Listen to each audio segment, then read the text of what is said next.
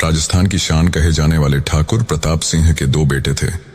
बड़ा बेटा राघव, जो गांव में रहकर पिता का कारोबार संभालता था, और छोटा बेटा आरव, जो लंदन में पढ़ाई कर रहा था।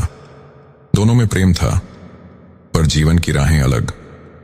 राघव की शादी दिल्ली की एक आधुनिक, स्टाइलिश और तेज दिमाग लड़की से हुई थी, जिसका नाम था कविता। कविता एक मॉडर्न सोच रखने वाले परिवार से थी। वो पढ़ी लिखी, बोलने में तेज और चालाक किस्म की लड़की थी। जब वह पहली बार हवेली में आई तो सब उसके रूप और व्यवहार से बहुत प्रभावित हुए। शादी के 2 महीने बाद जब आरव लंदन से लौटकर घर आया तो हवेली का माहौल बदला बदला सा लगा। कविता से पहली मुलाकात में ही उसे कुछ अजीब सा एहसास हुआ। उसकी आंखों में एक तीखी जिज्ञासा थी और हाव भाव शहर की चालाक औरतों जैसे थे। कुछ हफ्तों तक सब सामान्य रहा। फिर धीरे धीरे कविता आरव के इर्द गिर्द ज्यादा मंडराने लगी। कभी किसी बहाने से बात करना, कभी अकेले में बुलाना, कभी तारीफें करना। ये सब बातें आरव को असहज करती थीं, लेकिन वो चुप रहा। सोचता रहा कि शायद वह गांव की जिंदगी में ढलने की कोशिश कर रही है। लेकिन हकीकत कुछ और थी। जब आरव ने कविता की हरकतों को नजरअंदाज करना शुरू किया तो वह चिढ़ गई और एक दिन उसने पूरी हवेली के सामने आरव पर इल्जाम लगा दिया, इसने मुझसे छेड़छाड़ की है।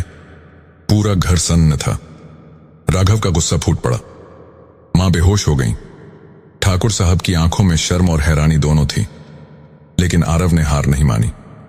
उसने कहा, मैं निर्दोष हूं और यह सच्चाई मैं खुद साबित करूंगा।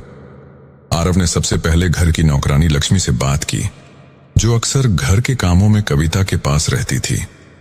लक्ष्मी ने धीरे धीरे बताया कि कविता अक्सर आरव के कमरे के पास जाती थी और कई बार अकेले में उसे चाय नाश्ता देने के बहाने बुलाती थी।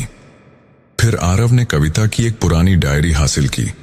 उसमें एक पन्ने पर कविता ने लिखा था, ठाकुरों की यह हवेली अगर पूरी मेरी हो जाए तो मैं इस गांव में भी राज कर सकती हूं।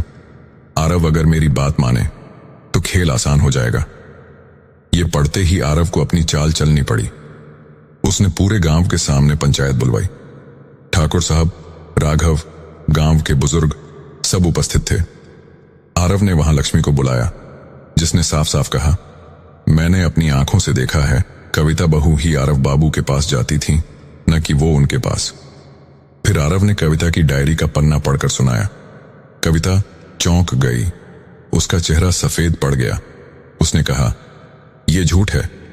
आरव ने शांति से जवाब दिया, अगर ये झूठ है तो ये लिखावट किसकी है? और गांव के स्कूल मास्टर ने कविता की लिखावट की पहचान की। ये वही लिखावट थी। ठाकुर साहब की आंखें भर आईं। राघव सिर झुकाकर बैठ गया। कविता की साजिश सबके सामने खुल गई। उसे घर से निकाल दिया गया और कानून ने भी उसे सजा दी। राघव ने आरव से कहा, मुझे तुम पर शक नहीं करना चाहिए था। तूने जिस समझदारी से खुद को बेगुनाह साबित किया, वो कोई कमजोर इंसान नहीं कर सकता। ठाकुर साहब ने भावुक होकर कहा, तू मेरा छोटा बेटा नहीं, मेरा सबसे बड़ा सहारा है। आरव मुस्कुराया, मैंने बदला नहीं लिया। मैंने सिर्फ झूठ को सच के सामने नंगा कर दिया।